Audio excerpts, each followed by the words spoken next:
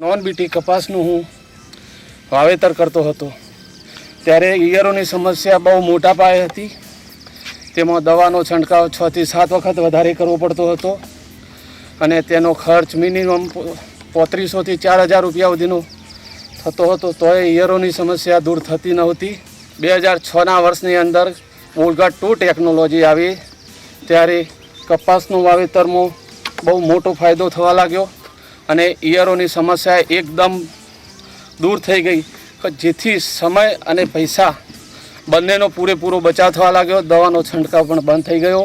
બોલગા 2 technology આવી ત્યારથી એકરે 13 ક્વિન્ટલથી 15 quintal સુધીનું હું ઉત્પાદન લેવા માંડ્યો અને તેની અંદર ખર્ચ બાદ કરતો 42 થી 45 હજાર રૂપિયા કમાવા લાગ્યો. અને કપાસ એ ખેડૂતો માટે એક વ્હાઇટ સોનું છે એ રીતે કહું પણ તો પણ સારું કહેવાય.